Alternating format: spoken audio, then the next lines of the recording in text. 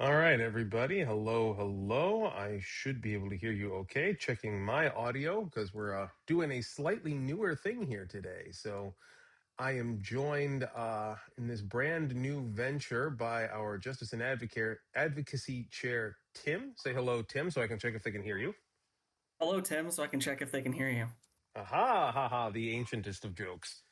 Um, Forgive me, folks. I'm adjusting things on screen because for some reason, in addition to making a new series, the computer has also decided to adjust the size of literally everything.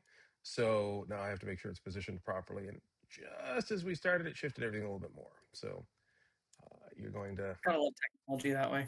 yeah, technology ain't it fun. I also had to make new title cards because the old ones were not exactly inaccurate, but also inaccurate enough for me to be like, yeah, okay.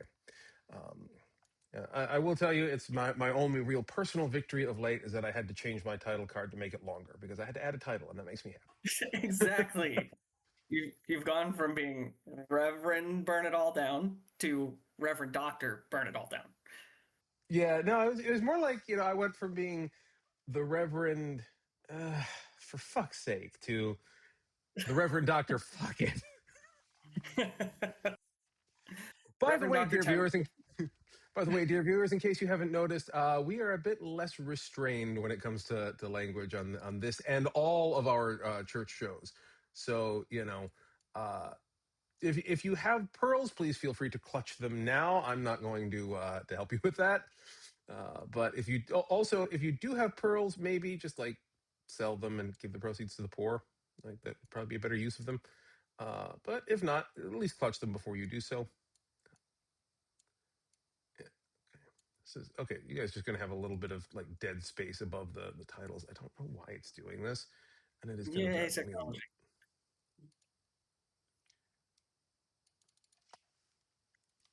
So it's always when you need it to work the most that it Yeah, decides to fail. indeed. There we go. That should be at least a little bit better. All right. So anyway, we are here to talk about Pride Month and the gays and all of those things. As those of Yeah. you who are studious followers of the church and our programs have no doubt read in the description, we have decided, being the two most cisgendered and whitest men in the room, we've decided that we're going to talk about the gay community, but it's okay because one of them is bi, and I'll let you guess which one. And and then we're gonna talk about women's rights. Yeah. Ah, Oh yeah. Oh, thanks we'll for cover getting racial I'm dynamics and kidding. everything. All the things you tune in to two white Christian males to talk about, right? That's exactly what they're here for. What do you mean? Yeah, like at the very least, we don't have to, we didn't have to give ourselves a name that has the word point in it because it would be our only legitimate one. So we're at least trying, okay? Um, so That's the best you can ask of us. yeah, exactly. And I've spent a lot of time of late talking with kind of people outside the community. And it surprises me, and I'm just going to start with the blunt and the basic because it surprises me how often I have to tell people that the Bible does not give the slightest shit about sexual preference, orientation, or gender presentation or any of that. Like it's not only not sinful, it's not even really addressed. Uh, Yeah, what is it wasn't introduced the word homosexual into the Bible uh Maybe like the 40s. until yeah, it was like the 40s, and then even referenced was King James, who was what 1500 years after the last book of the Bible was written. Like, and in fairness to King James, like I will say, I have found as I've been kind of doing the Bible study that we're doing on Acts and doing other stuff like that there are a number of times where King James's translation is better than some of the modern ones we're using because we try to soften Mm, the language a lot in the modern ones, and King James like no, yeah, this is what like I was doing prep work for last week's sermon on the well sermon I say sermon on the whole Great Commission and discipleship bit.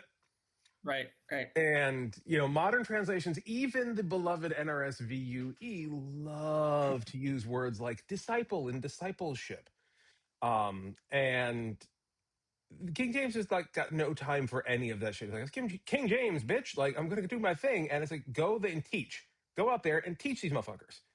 Right. Like, literally, I'm running an entire empire right now. I don't have the time to put yeah, extra words in your Bible.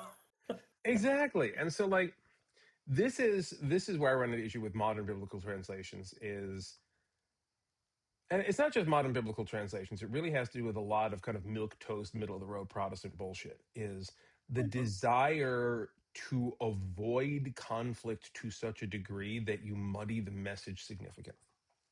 Mm-hmm. And that is I mean, it's, look, I have talked at length, loudly, and annoyingly on the fact that, well, Christianity is responsible for a great many things. The cult that is American evangelicalism isn't one of ours. That one didn't come from us. That was wealthy people, Republican politicians, and conservatives literally manufacturing a cult out of heresies that we'd already kicked out, giving them the devil's bargain and saying all of this and all the world from corner to corner will be yours if you but bow down and worship me. And Billy Graham and Kenneth Copeland and his ilk all said, yes, please.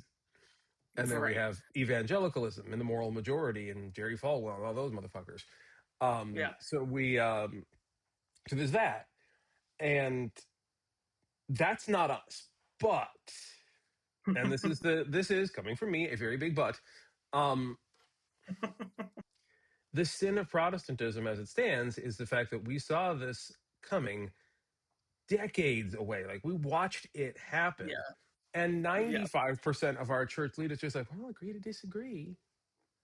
Like, Yeah. you're entitled to your own belief, which is like many things we say, it is functionally true, but destructive nonetheless. Like, yes, people are entitled to their own beliefs, but also when they're saying my beliefs are your beliefs, and I believe that people should be fucked over and killed, you do gotta have to take a minute and say, now hold all of the unmitigated, partial, and substantial and entire fucks on. Like, no. Uh uh Yeah. uh uh. And like Yeah. I've long said that our determination to not call anything or anyone unchristian has been the downfall of Christianity in America.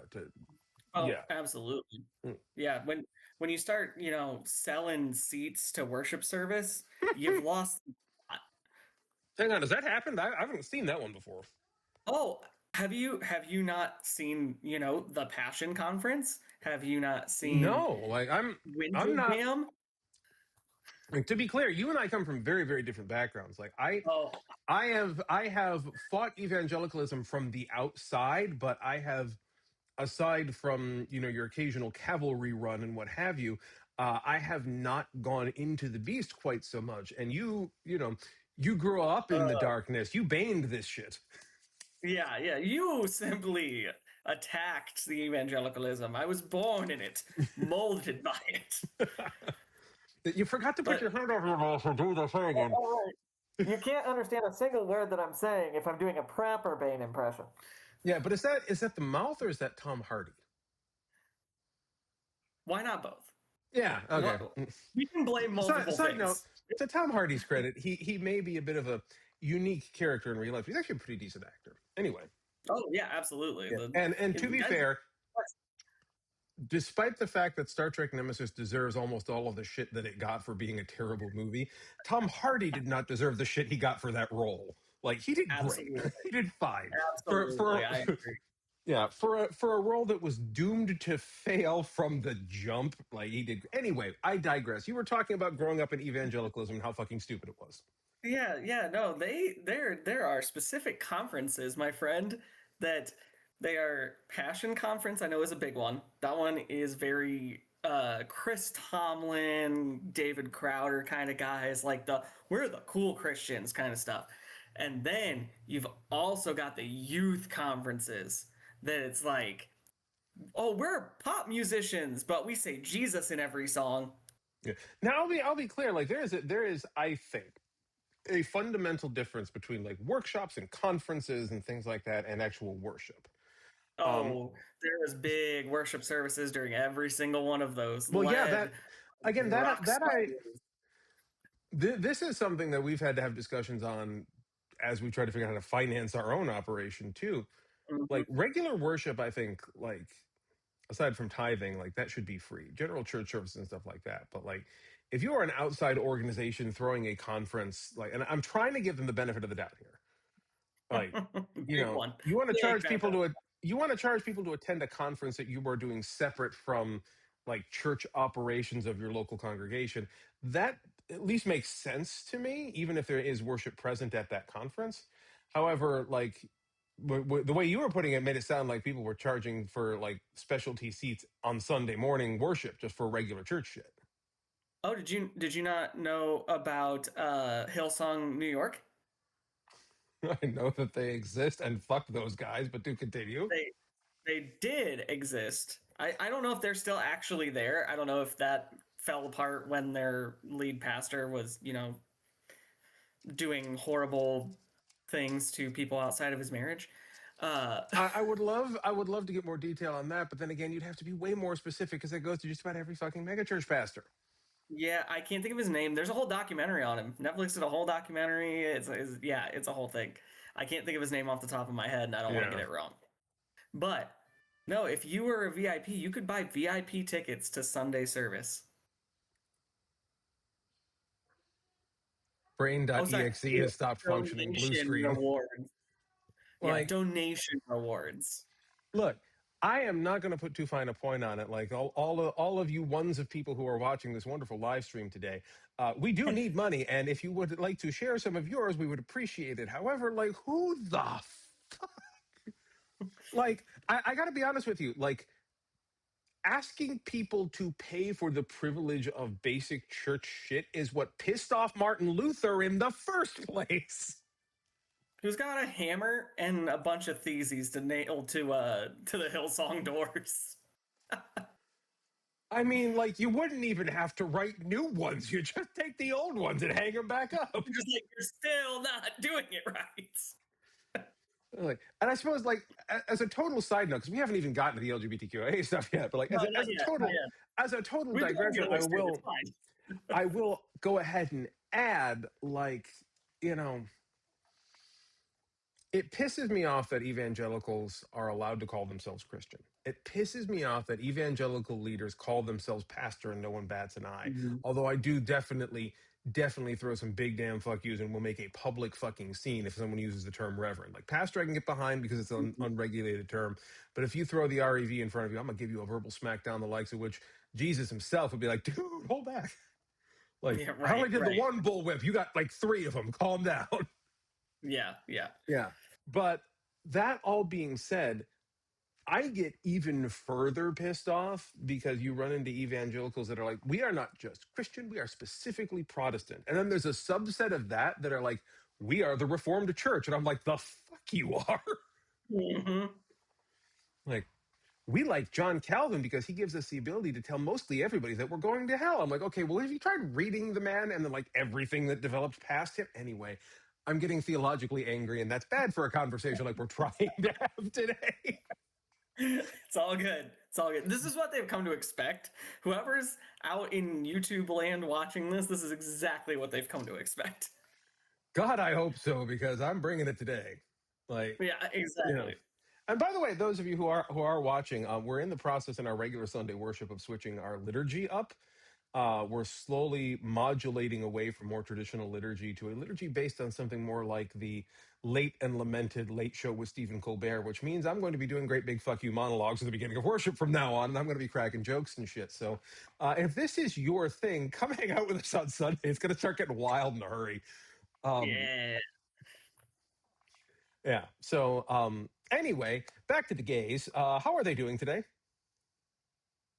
I mean, at least the ones in this household are doing all right. Watching the garbage fire that is the U.S. government fail and fail spectacularly is kind of funny. It's been judge after judge shutting down this administration's bullshit, and I'm pretty sure I could speak for quite a wide range of the LGBTQ community when we say we love to see it. Yeah. But then that brings me to the question is, we love to see the judges shutting it down, but is it actually accomplishing anything? Because Trump is historically and functionally uh, not the one to give a shit when people tell him no. He is, to borrow a line from a much wiser leader, the word is no, I am therefore going anyway. Like that's kind of his modus operandi there. So, like, yeah, the courts are shutting him down, but is it doing anything? Honestly, there was also a vote today, I believe, as the time of filming. I believe was today that the Mhm. House actually passed a resolution to rein in his war powers in the Iran conflict. Yeah, I was reading that on BBC as well. I didn't bring it up for screen share yet, but um, where I have some confusion about that is the House passed it, the Senate still has to pass it. But there's a third Hmm. step in this process that we all tend to forget about, which makes it all just a Hmm. big bit of jack offery here, which is that the president has to sign it. And if he decides to Hmm. veto it instead, they need a two-thirds majority to override that. And they're scraping by on like one or two votes over majority here.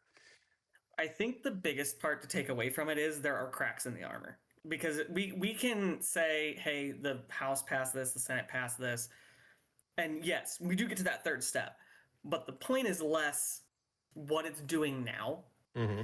It's showing that the because to pass something in the House, a bunch of Republicans have flipped and have started I think voting. by my count, it was like three or four. It wasn't very many. Um, I don't remember what the actual number was, but yeah, it was it just was enough to more clear than majority, but half. like one or two. It wasn't a lot. Yeah, it was But it, it was enough that was a difference from what we've been seeing with stuff like mhm, that though. And I yeah. think that they're starting to fear what the actions have done Now, as midterm. as a fun side note for those of you following along and playing the home game, well, it is traditional for the token straight to take the "oh, it'll be fine" perspective, and for the gay in the community to be like, "we're all gonna die." I don't mean to out anybody, but we're actually taking opposite perspectives on this one. So, just in case anyone's getting confused about that dynamic. Yeah. So back to the "we're all gonna die" bits. Now, as you well know, like polity's kind of one of my things here. Hmm. For Hmm. those of you unfamiliar with the history of it, the governance system, Robert's Rules of Order, and all that other fun shit by which the House, the Senate, and basically the entire government is run, the entire committee structure, that whole deal, was once referred to as the Presbyterian system because they fucking stole it from the church in the first place. Hmm. And we've been using it longer and to greater effect. So I have spent my whole life in variations on that system. And I'm familiar with how it works. I'm familiar with the ups and downs to it. And where I get pissed right now is because Presbyterian systems have one massive flaw. And it's a flaw that Trump is exploiting almost exclusively. And there is no function to rein that in. And that flaw is a very simple one. Presbyterian systems of governance are social contracts. They Hmm. only work if all participants agree that they do. Trump Yeah. does not agree that the system is valid or functional and refuses to operate within it. And there is Hmm. no, short of massive action, which requires a greater buy in than is politically possible, there is no check in place that can rein in an executive who's just decided, yeah, but I'm not going to do that. Yeah, absolutely. I wanted to make sure that I did verify. I did get a an editor's note from the other half of my household. The vote it did pass 215 to 208. Yeah, so not a lot. No, no, but I'm glad we got the real numbers. I don't ever want to, Yeah, pass along like information that's incorrect. that's a let's see, 15, 23. That is a vote that should be passing 423 to 0. Oh, Like, absolutely. so, 215 to 208. Yes, it's nice they managed to scrape by a simple majority on "stop murdering brown people, you asshole," the bill. Hmm. But at the same vein, like, that's 208 representatives who looked at the Constitution, looked at Trump, and said, "Yeah, I'm going with spray tan, oogie boogie, and the toxic masculinity players here. Like, I'm not fucking around." Like, Yeah. that's not okay. No, not at all. And none of my statements are to say that it's okay. Mhm. Obviously, more of the path that I've had to take with it, being a part of the LGBTQ community, Hmm. having trans family members, having family members who are not white, things along those lines. The best thing that we can do is resist Hmm. And the best way that I know to resist right now is to look at the positivity, to keep hope, and to not give up. Yeah. Not that you're saying to give up or anything at all, obviously, I No, know no, that. no. Well, But no, but not in the way you're. Yes, but not in the way you're thinking. Continue though. I'll explain in a minute. yeah, no, and absolutely, for sure, there's there's things that need to happen, and we haven't Yeah. decided as a society that they should happen yet. Hmm. Uh, and I think that we are inching towards that. The arc of the moral universe is long, but it does bend towards justice. Thank you, Reverend King. Uh, Reverend but Doctor King. Reverend Doctor King. If you're gonna give me, if you're gonna Oh, give what your white ass pastor the title, you best make sure they give Doctor King the title too. no, you're absolutely right. I don't know why I didn't even say it. Usually I do. But no, like it honestly has seemed more and more like kind of the philosophy I've taken Hmm. recently is just we're gonna have to wait out some crap, but Yeah. eventually you kick a dog enough times, it's gonna bite you back. And I don't look forward to what's gonna happen to the people that have caused it when it happens. Now this is where we run into, I think, systematic problems because Mhm. we are, for better or for worse, well, at least the United States, because again, dear viewers, I'm not in the United States, don't live there, not probably not going to be able to come back anytime soon. Not The after what you've posted.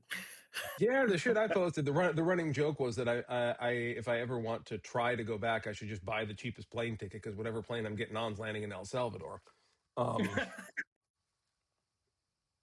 Save myself some money at least. But no, Right. like where we get into it is what the buckling down is going to look like because Mhm. the fundamental difference that you and I have in opinion here is whether or not we have faith in the system's ability to correct itself. Now we are, for Mhm. better or worse, we being the United States, of course, for better or for worse, we're not France. Now, when France starts seeing a president get a little fascisty, everybody gets out into the streets. They roll out the guillotines just as a reminder, Mhm. which is, as a Christian, the threat of death is not something I can get behind, but just as simple poetry, kind of like it, kind of like it. Mhm. Mhm. Uh, but The message is good. The message is yeah, good.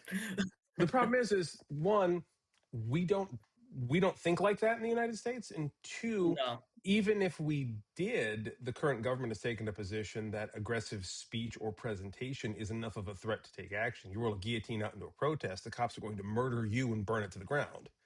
Mhm. So the question that we have here is the system capable of righting itself? Now, as I mentioned earlier, a bit of a polity wonk here, and with the social contract violated, um, we most of us in America who want to hold on to that hope have to believe that, well, he's got term limits, right? It's going to run out eventually, and then we got to fight for whoever's next, and during that fight, right will out. Problem Mhm. is that system has been broken. Like the contract that underpins that system is broken.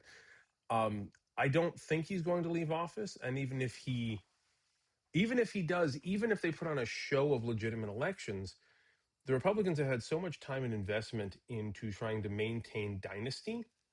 And like we Mhm. already know for a fact that with Elon's help, they rigged the last election. Like Mhm. we're not, the rules are not being played by.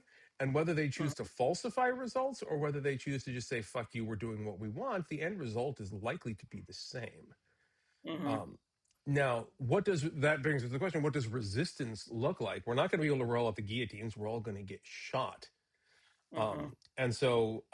I'm going to come back to what has basically been the theme of the entire mini series we just finished, the Angry Dome. Go back and Mhm. check that out, viewers, if you like. That was our kind of current event series that Courtney and I were doing. But the main theme that I kept coming back to is a plan I like to call "fuck you, come back with a warrant." Mhm. Like if the government's not going to work, fuck them. Mhm. Like what we need to be doing is we need to be pivoting to functional community organization. And I know some of my colleagues back in the States are doing this very, very well right now. But Mhm. within our communities, we have the ability to grow our own food. We have the ability to create and repair our own materials. We America is huge. We get enough people together, we can make functionally independent territories. And while Mhm. we can continue to pay our taxes and continue to keep in line with the things that are going to keep the government from legally crashing down around our heads, like church communities can and should be doing like We got some chemists in our community. Good. What's the plant that we reduce into making aspirin again? Start manufacturing some of that shit so we don't have to depend on Bayer because we know their history, and I'm pretty sure that the orange lunatic's going to start using them to do their old tricks again with the gases and shit. So we should probably make our own stuff. Like get your chemists involved. Have them start making ADHD drugs and aspirin and shit like that. Like, you know, Yeah. build a meth lab and use it to make actual drugs and not like illegal ones. Um, you know, grow your own food, create your own clothing, like get your crafters and people together and have everyone donate a little bit of time, pool your money, pool your resources, do that communism thing we've been talking about since, oh, I don't know, Jesus. um Still follow the laws, don't get me wrong, but we need to start making self-contained communities. And then when the government tries to say, okay, yes, well, we need to round up all the LGBTQIA people, we need to round up all the people with darker skin color, we need to start throwing people in camps, you can stand by the gates of your church and say, good luck with that, come back with a goddamn warrant. Exactly. And I think that's where we need to get to. How we get Hmm. there, I don't have the answer, but I think it's definitely. I'm seeing more people that are like, "Hey, this this root is good for this," and this like, they're starting to kind of pull Yeah. back a little bit of that control, and it's going viral, and people are sharing it, and people are I learning, mean, and like, they're able to start doing that. yeah. In literally every category, our government is failing us. Like, we've got a head of the FDA whose position is like, how dare they take away our tasty lead flavored paint chips? We need to eat those more. Um, Mm-hmm. like the people in charge have pirated the rules for their own benefit. Mm-hmm. So Yeah. we lack the mechanism to be able to change those rules. I'm like, I know, I've got a family member in the government. Like, I Yeah. have one of my cousins is in the House of Representatives, and I've taken issue with some of their positions with that uh, power, Mm-hmm. because it all boils down to the kind of like, well, we have to keep the system working. Fuck the system. The system is not working. And if we are Mm-hmm. contributing to that, then we are contributing to suffering. Right. Yeah, the system hasn't been working for a long time. It's just time to Hmm. ship out and move on, I think. Yeah. I mean, if you want to know if the system's been working, just ask any of your neighbors that has a skin tone darker than glow in the dark, and you'll probably figure it out. Yeah, more than likely. Because they've known for a Oh, while what us white folk have been trying to figure out forever is that, oh, right. yeah, like we want to get into inequality here for a minute. I'll tell you this, like, fellow whites, uh, you may be thinking, well, the system's only just now being stacked against the white folk. Like, the system victimized black and brown folk. The system victimized people from other countries. The system victimized women and members of the LGBTQIA community, but it didn't victimize them necessarily because of those categories. Those Mm-hmm. categories were conveniences for power. Mm-hmm. Power victimized them because they were the easiest targets below them. They were always working up the chain. Like, what power wants is to make victims of anybody who isn't them. Mm-hmm. So whiteness was never going to be a shield of forever. It was just simply that we had a little more of what they were looking for than anyone else did. But when they finished clearing out all of the people whose backs we were standing on, we were going to start falling down Mm-hmm. next, and that's where we're at right now. Mm-hmm. Yep. Anybody that's not them is under the gun, and they don't care otherwise. Yeah, So yeah. If you don't already own a yacht, then this country was never for you. no, they're temporarily embarrassed millionaires. Who will think of the billionaires? Yeah, I saw someone posting online that, like, because of how badly our stupid damn monkey brains understand math, we often miss that the difference between $1 million and $1 billion is $1 billion. Mm-hmm.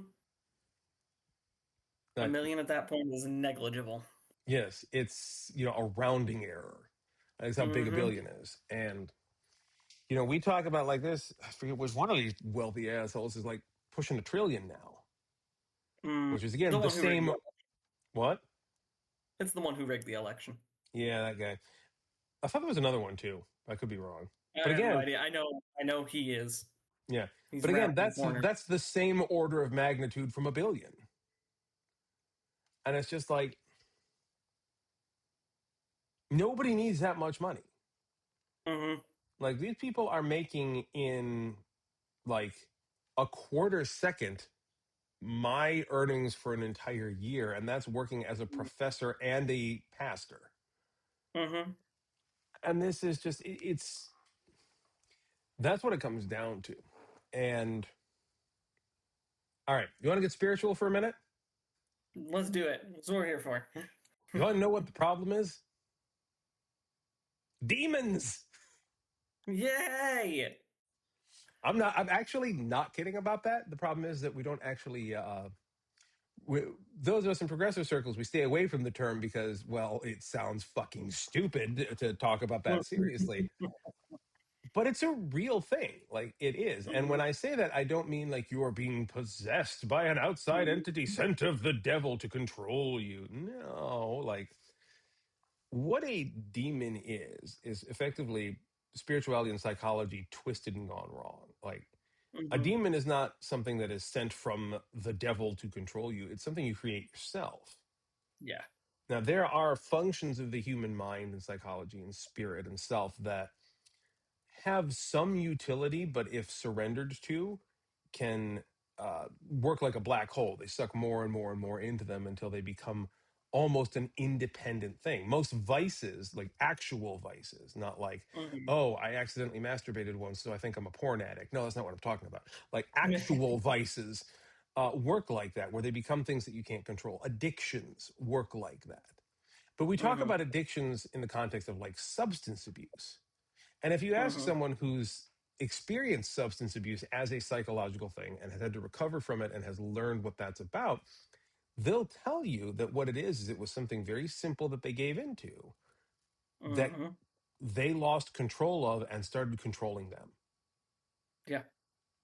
Um, and that's exactly how that works. Now, in the case of a substance abuse, it's easy because what you're surrendering to is a desire for an outside force. And I don't mean to minimize the addict's journey here because I know it's not easy, but it is much Mhm. easier to both notice and break away from because there is an outside force to call attention to. But when your addiction is money or power, we tend to treat those as natural consequences of good popularity or good thinking or good business acumen. And so it's kind of like a lot like being addicted to celery. You're like, it's healthy. Who the fuck cares? Mhm. And so it doesn't go noticed. But if you look at what happens to people like, I don't know, Elon Musk or Bill Gates, I'm not going to use Trump because I don't think he actually has any fucking money. But the principle's still there. Um, if you watch the progression, like they already started out pretty fucked up in their understandings of money and entitlement and things like that, but they weren't unsalvageable. Mhm. But if you watch what happens, the more they accumulate, the more it starts to become about, I need more and I need bigger Mhm. and I need better. And they don't question it, they don't think about it. And pretty soon you're on an island in the middle of nowhere with a guy named Jeff who's brought you a whole bunch of children to do unspeakable things to. And you just can't say no because, well, I'm already here. Why not? And that is holy shit. Mhm. Like, Yep. but I've been preaching that forever. Of just like yeah. that you get to a point, it's like it doesn't matter to you anymore. Mm, The highs aren't as high anymore. yeah. It is an addiction. It's this like, oh well, I mean, now this whole like uh I don't even know. I don't drugs, so I don't know what drugs come in like grams or whatever. But you're like, this gram of cocaine doesn't work anymore. Let's go to two, and then you Yeah. start. It's that same process. And now to bring it back home, the greatest irony to me is that if you look at your megachurch folk and your evangelicals and the other bullshit artists out there, this is what they accuse the LGBTQIA community of surrendering to Mm-hmm. worldly desires and letting them drive the bus rather than setting them aside and letting your moral Jesus-driven heart take the wheel. Mm-hmm. You have in so doing, you've surrendered to the desire to take from another, to let your desires run the ship, much as the screaming crowd did to the visitors from out of town in the city of Sodom shortly before it was burned to the fucking ground. What I mean to Mm-hmm. say is that all Republicans are sodomites. Come fight me. Prove me wrong. Yeah, but I mean that is basically it. Is you Hmm. often find when accusations like that are tossed around that it's really somebody who's experiencing that who's making the claim and not somebody who actually identifies that. Yeah. And the truth is, we all have some things to which we have to exercise resistance in our life. In my case, it's talking because I just don't fucking shut up, as you can tell. Um, I didn't say I was particularly good at that, but I have at least tried to get a job that allows me to use it for good. So there's that. Exactly, exactly. You point that in a direction and you just go. Yeah, exactly. So as we're trying to talk about, because the main point of this was dialogue with respect to Pride Month and the LGBTQIA community and shit like that. It all Um, matters, though. Yeah, like when it comes down to that, I mean, I can sit here and scream at you all as I have for a while now. Stop pretending that being gay is wrong. Oh my God, stop hurting people, you unbelievable morons. I can keep Hmm. doing that until I'm blue in the face. And you know what? I probably will. Thanks. That's a career. We'll call it. That's good. But that's not enough for our time right now. Like it's not Hmm. simply enough to say, no, the Bible doesn't care if you're gay. The church never really cared about that. Even when we were at our most historically conservative, it more had to do with like trying to understand like deviant sexualities, contextual things, and the Yeah. fear of getting it wrong. It wasn't, and even in those cases, it was never really high on anybody's list. Not until, like I said, the Mhm. 1940s and the American evangelical push, where we're like, well, we have to be careful about what we stick our dicks in, otherwise we're going to have problems with Jesus, whose primary concern is what we stick our dicks in. Um, and I'm just sitting there, what fucking Bible are you reading, man? Like, Jesus.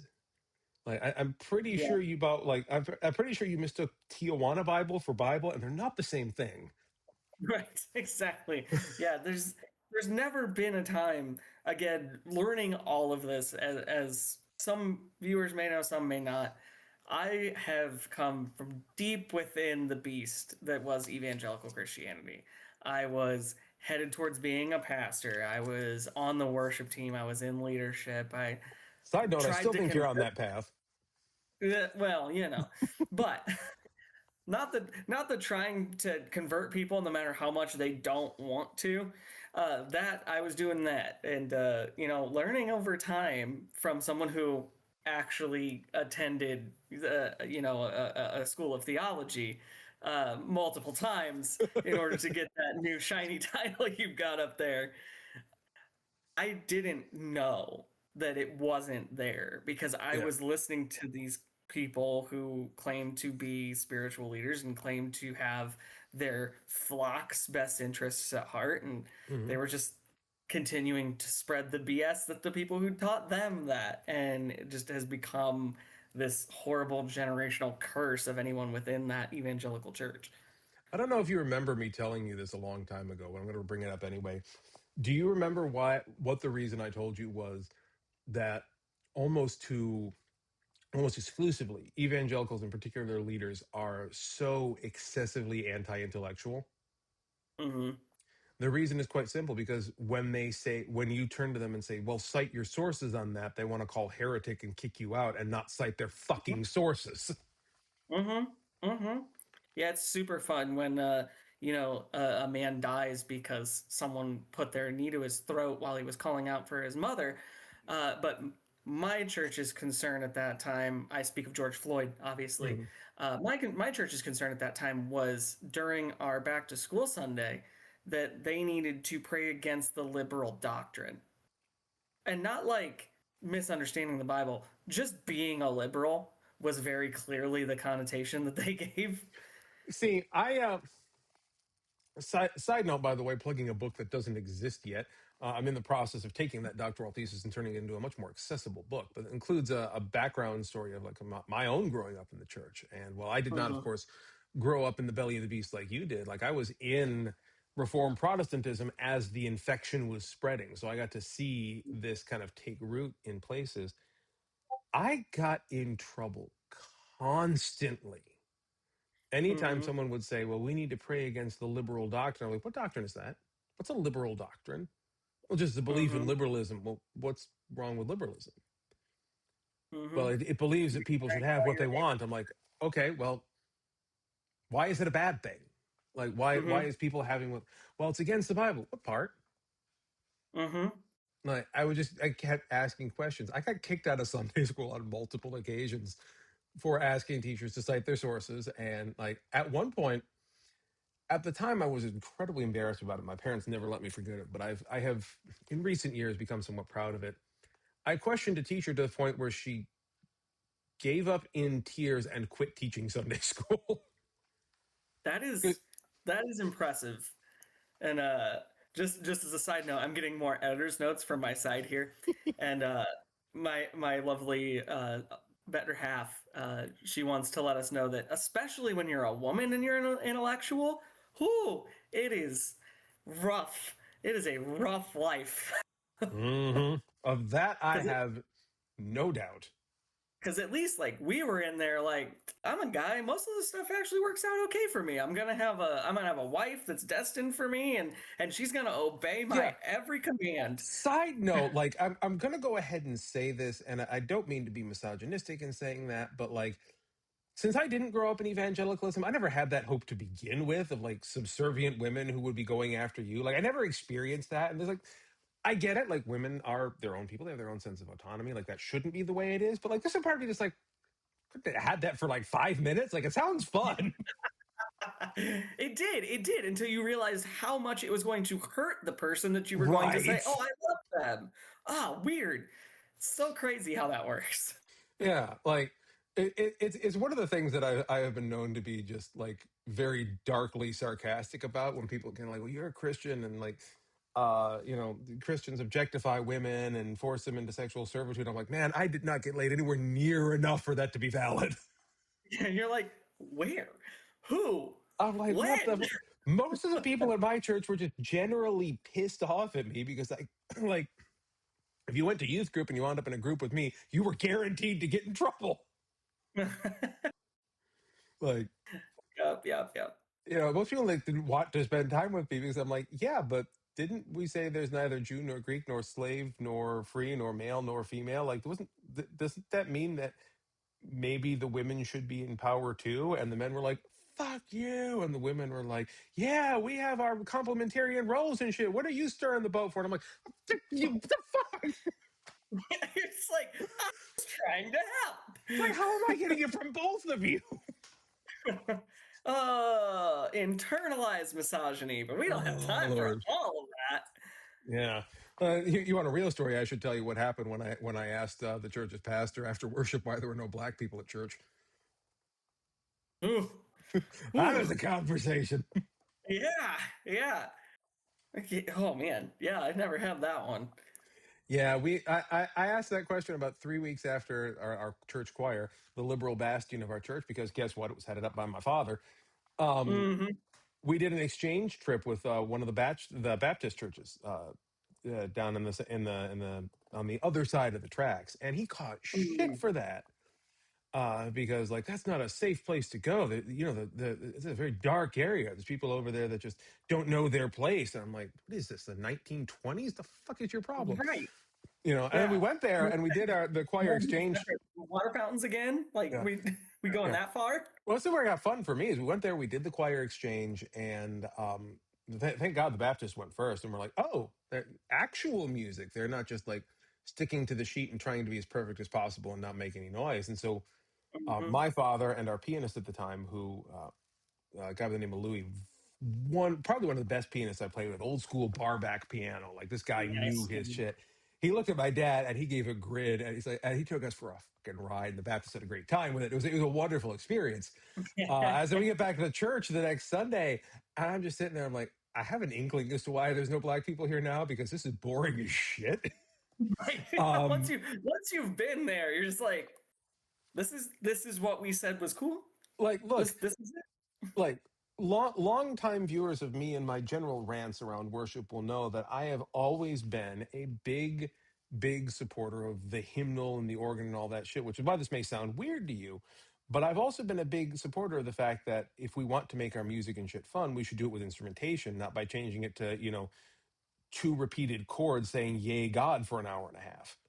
Mm, Um, mm, so like, so going to a Baptist church where they were still doing roughly the same hymnature we were doing, but they had a Hammond and a drum kit and a whole hell of a lot of fun. mhm. I come back and I'm like, okay, so it's not like I've been fighting this whole like contemporary music shit with my dad for a while now. Like we both are against it, and the pastor is trying to make it happen. And I'm like, okay, so the problem isn't that contemporary music's exciting and our music's not. It's that white people are boring. Like that's the problem. So I get to come to the pastor. I'm like, okay, uh, where are my brothers at? Like, why can't we get a Why are couple we of not them having in here to show us how to do what we are obviously so very bad at? fun? um, like they're Christian too. They're the same God, same religion, same hell denomination. Why are they not here teaching us how to do what we do but better? Because we kind of suck at it. Yeah, well, the problem is a lot of the people in that church probably couldn't do it if they wanted to, is really what it boils down to. Yeah, I still, of course, because I've never been one to shy away from a bit of a musical fuck you. I remember one of the guys in our church. There were two really good tenor vocalists at the time. One of them was a very liberally minded guy, great guy, and the other was a rich, wealthy white man, and everything that entails. Mm, And I'd been practicing for a while, and the other guy had gotten on in years, and he had regularly done a Christianized version of Londonderry Air from the hymnal. No, excuse me, it was the mhm, Lord's Prayer. It was the Lord, the that kind of famous version of the Lord's Prayer. That was the one. mhm, And he had done that every year, and this was just after my rant about Baptists and how like we should maybe have interesting music. And the other tenor was like, okay, well, since the old man's not up to do his thing, maybe I should do it this year. And I said, well, let's try and make it interesting. Maybe have one of the youth do it. Maybe I could take a swing at it. mhm. And he got like super condescending about that. And because I'm a bit of a nepo baby in that situation, my dad said, fuck you, let the kid take a swing at it. And so I get up there and I Using do that it. privilege. Well, I get up there and I do it, and like I'm out of practice these days, but I'm a decent singer, and um, I've never been much of a pop guy, but I can belt it when called upon. But to Mhm, that point, I had not done so in the church. mhm, So mhm. old rich whitey dude, he was like, okay, fine, I'm gonna let the kid do a thing, and like at the risk of being arrogant, I fucking nailed it. Stuck the landing. 10 out of 10. Like they're not just stuck the landing. Like I'm pretty sure that if I had put an extra twinge on the vibrato at the end, I could have spontaneously summoned Lucio Pavarotti out the fucking shower. Like, In your humble opinion. yeah, like no, like I have had some whopper of bad performances in my life. Like there's an oboe solo. There's the time where I was my one brief period trying to do music for a mega church. I got called upon to do an oboe solo. Went up on stage and the reed split in half, and I just stood up there quacking like a duck for 5 minutes before walking off in shame. Like so, don't get me wrong. I have had some bad experiences too, but in this one moment, I was just like boom, like I was the ghost of Pavarotti and fucker wasn't even dead yet. Like, I just remember the white guy just sitting there like, motherfucker. Yeah. No, absolutely. Like, but You that's kind gotta of hit those when you get them. You gotta knock yeah. them out. And that ridiculous story is the whole ridiculous story. That whole journey I have taken you on is a setup for the landing here, which is this was all leading up to the fucking Easter pageant because we did a big in our church we did Mm, a big Easter like a cantata. There was theatrics. There were the adults would put on skits. It was like as close to musical theater as repressive straight people would ever get. mhm, mhm, Um, mhm. and it was a big thing in our church community. And so I'm fresh off of my where my brother's at rant. I'm fresh off of putting this man in his fucking place with that song. And then we get there and we're doing the planning for the Easter cantata. And I'll admit it was a bit stereotypical of me and perhaps a bit not as woke as I might be today. But we're sitting down, and I had at this point I was in like my junior or senior year of high school. I'd been composing music for a while, and I had been brought into the kind of church's leadership team as a volunteer to kind of help, because my dad was a good kind of songwriter, but he was never much of a Hmm. composer. So I would arrange stuff. I was kind of quickly becoming the backup choir director because I knew how to direct and shit like that. So, Hmm. and so I'm in there, and we're talking about this with the pastor, who is this is our new charismatic evangelical adjacent pastor, who, fun side note, I found out later was PCUSA. Like, where the fuck this Crazy. guy was coming from? Yeah, like discovering that was one of the reasons I stopped being in the PCU. I was like, I don't want to be, no, we're not doing that. Anyway, so we're getting the planning for this, and we're kind of laying out how it works, and it's all very dry and it's all very methodical. And gears are turning in my head, and like old Whitey and old Whitey adjacent and Pastor Whitey are all just kind of, cisgendering the hell out of this. And I'm just sitting there, and I can see my dad, the snarky ass man that he always was. I can see he's just giving me the side eye, like he knows I'm thinking of something. He hears the wheels turning. And this is what got me kicked out of the music at our church. Because we're sitting there around this table in the church and talking about this, and I just kind of turned to my dad and I turned to the pastor and I go, "Where are all the gays at?" Like, I'm sorry, none of us I'm in the theater department at my school. I'm one of the pit musicians there. I work with the musical theater program there all the time. Um, we need gay people, or this is never going to work well. Like, you want to bring this up a notch. We need the gays, like all of them. And like, statistically speaking, I've read Mhm. up on this. There's got to be at least two or three of them in here. Like, we're trying to do drama, but you don't want to include high schoolers, women, or gays. Um, what the fuck? Like, Yeah. how is this Yeah, supposed to work? whereas most white men have the emotional range of a teaspoon. You need a little bit of something else in there to make it believable. Exactly. And it's like, you know, statistically speaking, the people most inclined to know what to do with musical theater are not straight folks. So where are they? Why do we not get Right. help? Which, like, growing up in church, that was always my question as the straight guy in the room, the white guy in the room, and Mhm. the kid who didn't stop pissing people off, was always, yeah, we suck at this. Why aren't we getting help? Like, Right. we There can't, are people who we're are better not at this good than at like, despite what you seem to keep suggesting, we are not automatically masters of everything. We're not good at everything. And a lot of this stuff we kind of suck at. So over there, there's the people good at the things we're trying to do. you. Hmm. Why are we not asking them for help? And I was suddenly not welcome in the room anymore because I was talking about the gays. I mean, you still kind of get kicked out of the room for that conversation of just like, why can we not, use their knowledge? Why can we not, see them as equals and say, hey, we are good at some things, you're good at some other things. No, how dare you get out of my church, get out of my house. Mhm. Oof, I hurt myself a little bit with that one. Yeah. Like, I'll be totally clear. Like, one of the only things holding me back from turning our worship services into a massive stage production is the fact that I don't have enough people here physically in the building to pull it off. Like, if you are watching this from Japan and you want to help me turn our regular Sunday worship into a fucking Sondheim production, I am here, and I need you to come help me with that, because I will do that tomorrow if you will let me. Uh, like, but that's the thing, is like, there is so, and this is, and I'm bringing it back to the gays, as I often do. There is As you should. so there, as a straight person typically does, right? There is so much. There is so much beauty and wonder in the world. And if you believe that God is the author and finisher of all things, then that beauty, that perfection, comes from God. And if Hmm. you don't have it, then you got to look to where it is. And you should be, as an act of worship, Yeah. looking for those fragments and reflections of God in other people and other experiences. And you Hmm. should be treating them like they are, immediately post warp civilizations, and you're the goddamn Borg.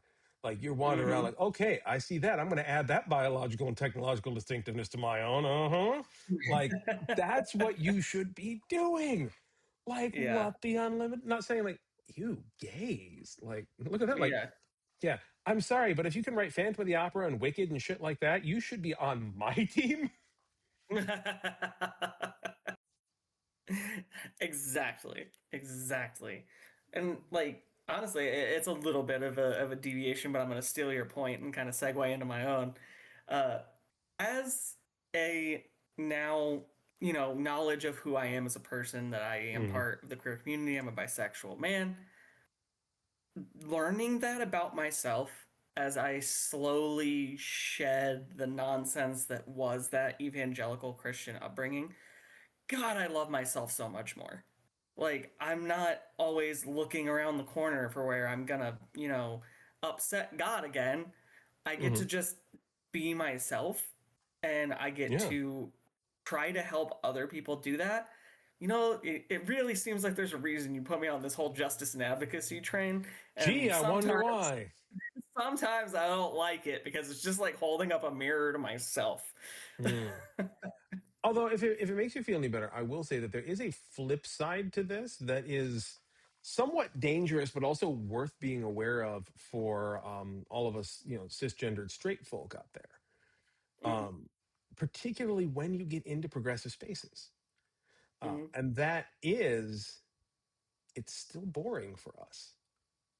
mm-hmm, Like you all get to go on these journeys of self discovery and embrace parts of yourself that have been hidden, and there is an infinite diversity and infinite combinations shit happening with y'all that is amazing. You've got parades, you get to dress however the hell you want, and however the hell you want isn't fucking boring. um mm-hmm. like you get to do all of that stuff, but if you are still cisgendered and straight, like all the rules are assumed to still apply to you, and Mm-hmm. what you discover about yourself is what's been the default forever anyway. And it is, and I'll be honest, it's a bit of a slog. If you are not discovering that you are part of the LGBTQIA community, it can be a real fucking slog because you're like, where's my fucking parade? Like, Yeah. and this is a feeling that is natural. It has to happen. It's the consequence of Mhm. generations of being the presumed default, is that our generation, in surrendering that, we've been eating cookies for like 10 generations straight. So right now we don't get any cookies. Like Mhm. that's what fairness looks like, and we have to understand that. But at the same time, it's not a pleasant experience, and it's one that a lot of right-wing communities are gobbling up and weaponizing like a son of a bitch right now. Absolutely. And like knowing that it is one of the harder parts of, having the compassion for others that sometimes you just really have to have because you have to understand that viewpoint. And Hmm. that's a conversation a lot of people aren't willing to have right now. Yeah. And it's because, like you said, you've been having cookies for 10 generations, and now finally, Hmm. like, some of those cookies have been released to those who weren't getting any. And equality for the downtrodden often Hmm. looks like oppression for the people in power because Yes. they're not used to having to share cookies. Hmm. Yeah. But That's exactly it. Now, the point I like to bring it back to from time to time is something that we often miss, is we think that when we're doing justice and doing good finally, that it'll be all roses and lilies for everybody. But the thing is, doing the right thing is an act of sacrifice. Like yeah, doing good, doing justice, like these are not profitable ventures. These are right. not like we want the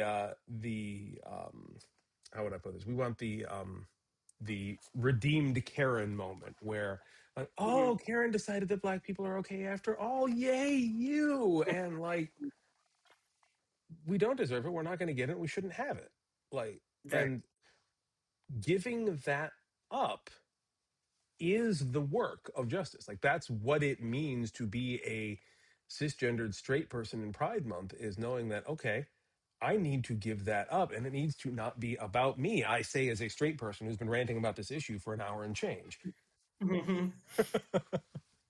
but that's the point though, is also there is value to that conversation. And Hmm. I think that in, you know, the straight, white, cisgendered community having been so smothering, for lack of a nicer term, uh, it's hard for the people who were oppressed to see that and go, oh, it is like that is hard for you to deal with. It is different. But you have taken it in the way of, oh, oh yeah, no, that sucks, but like it sucked for them for worse for longer. Hmm. And we're gonna get to that point that everybody can be, on that same cookie eating journey, but it's definitely gonna be a And change. the thing is, I would even go so far, and at least in my own personal journey, I take the systematic piece out of it. I really do. Like, I take the historical piece out of it, and I just look at it the way I always have. If you love someone, you put them first. Mm-hmm. If you are a Christian, you love everybody. So you put everybody first. And the Jesus way is if everybody puts everyone else first, it'll be like a massage train at a terrible 1990s management conference where, everyone might be a little bit uncomfortable at first, but eventually it'll loop back around to you and everybody's taken care of. Exactly. Yeah. Like, It's gonna be a little hard at the beginning. yeah. Well, yeah. Yeah. Not going there. Not that direction. Not that direction. Depends on what kind of management conferences you were going to in the 90s. I was still in high school. I don't know what you're talking about. Let's see. In the '90s, I was at most 7 years old, so I wasn't going to any of Oh them. So, God, you fucking child. Like I was in middle school and high school. But yeah, so like that's basically like take all the rest of that out of it. It's just like you go through your daily life and if someone says I need, you say I've got you. hmm And the Christian theory is that if we all do that, everyone will be fine. right. And the Jesus specifically method is do that now. You won't be fine because it'll be a while before that system actually is on earth as it is in heaven. Like you hmm might go your entire life giving and giving and giving, only to be nailed to a tree by a bunch of assholes. hmm Uh, but that's the price we as a species have to pay if we want to get to the point where everybody's taking care of everyone else. Exactly. And that's the part that those who want more and more and more have who going back to the demons conversation of Uh huh. you continually want the more and more and more. Losing any at all is an affront to you. Hmm. That is it in a nutshell. Like Mhm. you just can't, and that is what we're fighting, not just as a church community in general, but like particularly in Pride Month is the desire to have over the desire to give. Mhm. And I know this sounds like I'm doing a prelude to passing the plates. I'm not doing that. Although, again, if you have and you want to give, I'm not gonna say no. Um, but Make my job easier. 'cause he's the guy who has to go and find us like donations and shit. So yeah, please make Tim's job easier, please. Make me not need to work. Yeah, exactly. So yeah, when it comes down to it, like the Christian mindset is to come from a place of giving, to identify needs around you, to see who needs what, and to take care of it. And I tend to be very Jesuit in that way, to use the Catholic version of it, in that I focus on practical theology. Like I'm very much a Pope Francis type, and then I'm like, okay, yeah, but do they have enough to eat? hmm Like, but at the same vein, like that extends to love as well. Like you look at the people around you in life, like, who's not getting enough love? Yeah, Like, exactly. is there somebody that I can reach who just needs a fucking hug? And I have one. They're free. I can generate them at ease on my own. Um, hmm can I do that? Can I help? Now, mind you, I'm Right. not saying give unsolicited physical contact to people without consent. I'm not saying that, but you get my point. Yeah, yeah. Um, No, consent is key. Consent is key.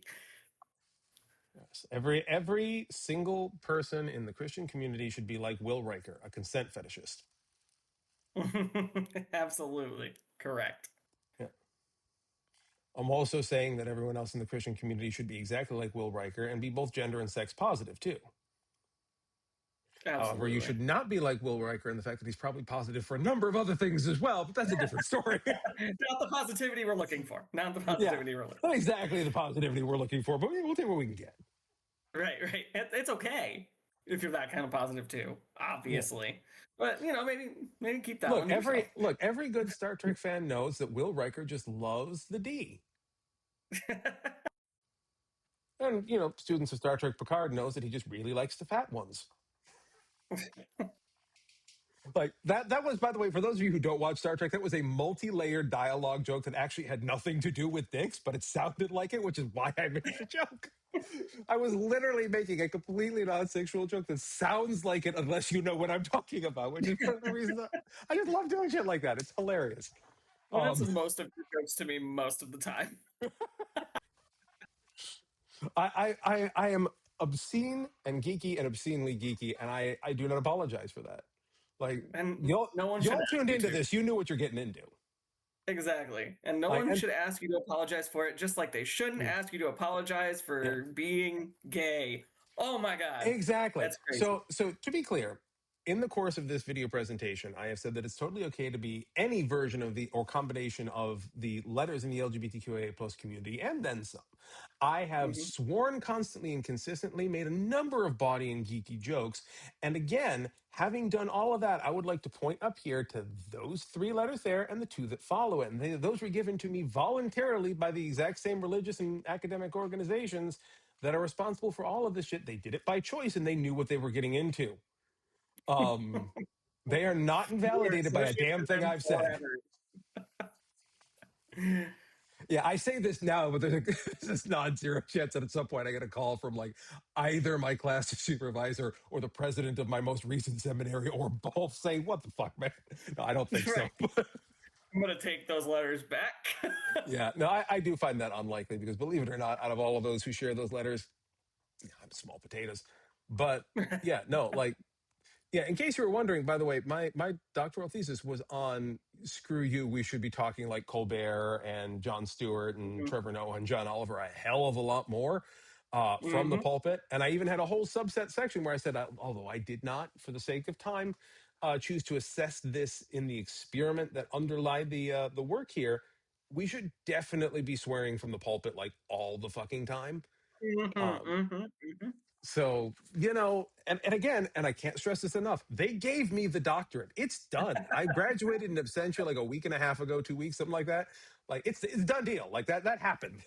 They read all of that. And this wasn't like they didn't know. Yeah, exactly. Like, and I've been a pastor since I've been an ordained minister of the Word and Sacrament in the Reformed Church of America since 2019.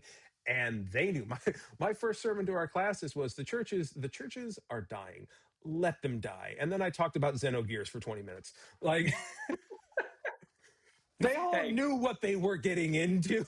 And I'm still fucking here. Signed up for this. Yeah. So if you all are sitting out there in internet land clutching your pearls thinking this man's a fucking lunatic, let me tell you, nope. It's just that we in the United States have gone so far away from legitimacy for so long that the actual correct message now being screamed at you still sounds weird. So, if you plan on sticking with us, and I hope you will, get fucking used to it. And they all should. Yes, indeed. So on that note, do we have anything else we want to hit? We've been at this for about an hour and 15, give or take, and I think it's probably a good place for us to round off. Yeah, I mean, one last thing that I just wanted to make sure I said before we got off tonight as I was coming into the recording. If you are one of those people who is struggling with your identity, is trying to figure out where you belong on this weird collection of letters, or if you even belong on it at all, there is space and you are loved. No matter if you know us, we're 2 random faces on the internet, you are loved as you are. And I just want to make sure that somebody tells you that today. Way to do my job for me, dude. Seriously. I wanted to say it. You've been yapping. I know. No, yeah, it's fine. It's fine. It's fine. Like I'm doing the whole gay, and then the street guy talked the whole time. What the hell? Look, I'm doing the whole bold as brass, like, you get to do the love message. Like, damn it, like, this is what I get for being a fucking loudmouth. Hey, you from the beginning, you said, "Oh, we're gonna switch this around. Oh, the gay guy thinks the world's ending." No, I get to drop the bomb of "We love you as you are. Suck it." Look, that's a good message, but considering the Republicans are constantly trying to equate your sexual identity with being constantly promiscuous, maybe saying "We love you as you are, suck it" is probably sending the wrong message. Well, though you have to remember, this is all whilst they are crashing Grinder at every single one of their large scale Yeah, gatherings. that's true. That's very, very true. Like the That's hypocrisy why is a they're thing. saying that's why they're saying the LGBTQ community is this bunch of sexual degenerates because they are. Yeah, That's what they think it is. And they're and like, that's "Oh, this is terrible. This is the part of me I hate." A, doesn't have to be. mhm. B, some of us aren't going to islands where we're delivered children on demand.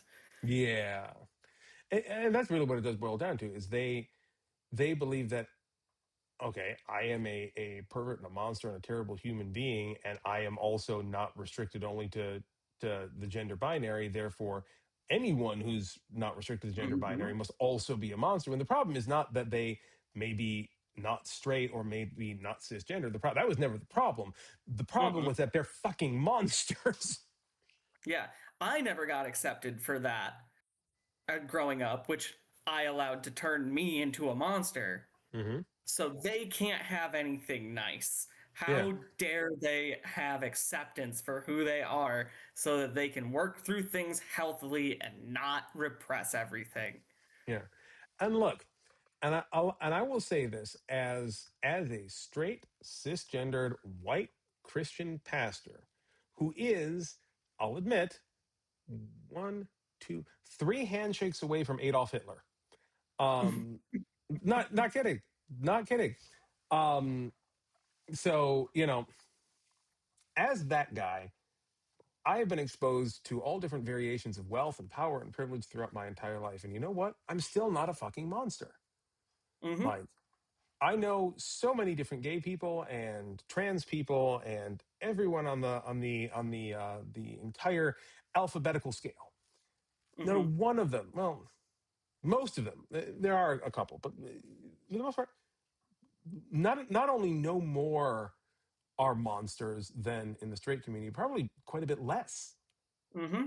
Because when you experience depression, you're typically less likely to give it, and that's to be fair. I have encountered a few monstrous LGBTQIA individuals, but not nearly as many as I have in straight circles, or particularly in repressed straight circles, particularly in repressed religious straight circles. Yeah, I mean, I'll echo the thought I've heard hundreds of times on social media. I would rather trust my 10-year-old daughter with a drag queen than I would a Republican senator. Mm. And the Republican senator will tell you that that's a moral failing, and any other parent will tell you that that's just good parenting calculus. Mm-hmm. Absolutely. Look at the numbers. Yeah. And like that right there, the fact that the Republican senator would argue with that is why we shouldn't trust them around children Exactly. because they're unable to When recognize that. when their So, caucus is regularly voting to not outlaw child marriage. look, we already know Republicans spend too much time thinking about their caucus as it is. Um, And everybody else's caucus. yeah, like, could you just like focus on your job and like leave the caucus out of it, will you? Leave the caucus for at home. Yeah, exactly. Nobody stop whipping out your caucus in public. We don't need to see that. Exactly. No one needs to see your caucus. Yeah, it's just weird. It's strangely red and it bends all the way to the right. Like, who does that? Seriously. See a doctor about that. Exactly. Y'all didn't think we could run the joke that far, but we did.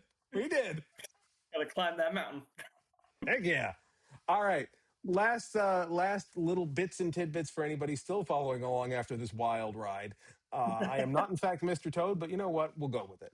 Um, let's see. Join the church. Like seriously, like the majority Please. of what we majority of what we do is on the church Discord server. We're kind of semi-physical, semi not now, but we started out as a digital church based around a Discord server. So I made sure before we did the broadcast to put the links to that down in the description. So follow said links and come join us on the Discord server. It's been a little quiet right now because we're reconfiguring around this whole new worship method and stuff, but that involves a lot more participation and conversation. So come join us for those things like that. It will be fun. We're Yeah. doing things like we got like a joke factory where we're actually trying to turn our community into something of a writer's room for these monologues and joke filled tirades and shit that are going to be part of worship going forward. And we're trying to build media and memes and shit together that we're going to use in worship. Like I'm not talking about just memes for the sake of memes. I'm talking about you want something that'll be on the screen when I'm preaching a sermon. You know, you want to put what's a good meme? Shit, I'm old. I don't know. Pick a good meme that works. You know, note to the editor that I don't have insert a meme here.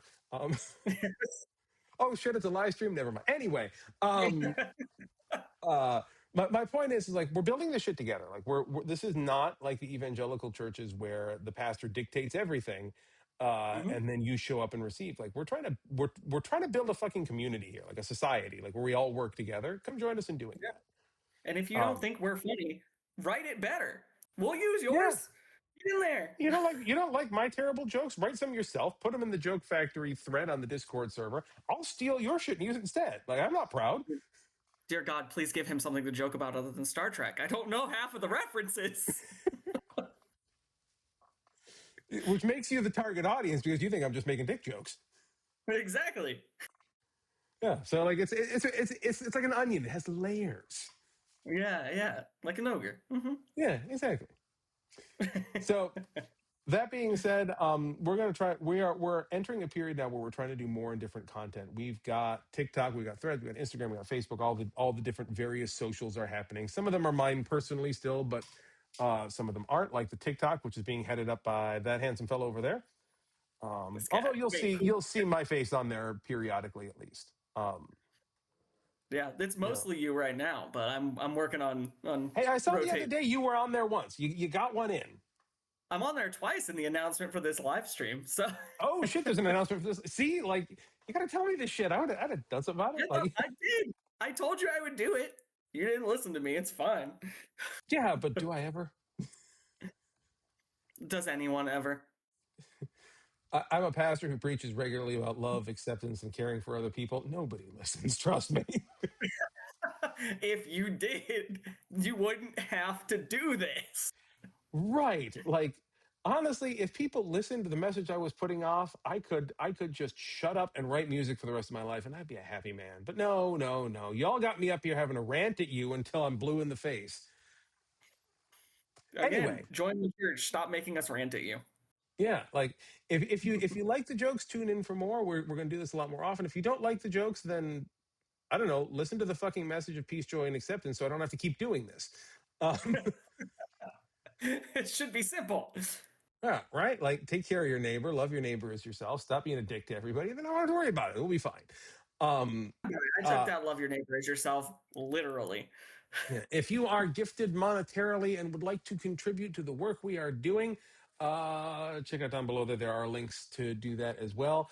If they don't work, which God knows they might not, or if you want to use a different method or some other way of communicating or giving us anything you might feel inclined to do, just send me an email or send me a message on YouTube or leave a comment or anything like carrier pigeon. One of us is monitoring the socials right now at all times anyway, so you'll get through to somebody if you comment somewhere. Yeah. And even if nothing else, like, and this may seem a weird one for millennial folk like me who are always hesitant to do such things, but like liking and sharing and subscribing, like do those things. They actually really do help, like a lot. Like put this out in front of people, let us get eyes on. Like hell, if we can get enough subscribers on the channel, we can start monetizing the channel and make some money that way too. So like every little And we bit can helps. stop asking you guys for money. Right? Like that right there. That's what we need, man. That's what we need. So like, all right, get people to come over and sign up and we can, stop asking you for shit. But in the Yeah, we meantime, would love to not have to ask for that. yeah, I would love to not have to do that. Asking for money is the least enjoyable part of my job. But you know what? There isn't like a dedicated everybody gets paid thing for being a pastor. So I got to figure it out. Boo. Oh, give your pastors money. Anyway, Not all of it though. Just a reasonable amount. Just like Yeah, and enough to live. yeah, and not all pastors. Just give them to the ones that have got all those extra letters and shit up there. Those are the ones you want to aim for. Take them from the bad ones. Give them to the good ones. Look, I'm not encouraging anyone to break into Osteen's church and rob him, but if you did, What'd you say? I didn't hear it. nothing. I said nothing. I said nothing. I'm just saying there's a reason why the story of Robin Hood persists to this day. Anyway, On that note, on that note, you all have yourselves a wonderful week, and I will catch you on the next episode of whatever the hell this is that we're doing. There's going to be a lot of different shit. Probably the same thing. Maybe we're doing. Yeah, we haven't really worked out our schedules of what we're doing yet, but there will be something. So keep eyes open. we'll be around. Yeah. All right. Bye, all.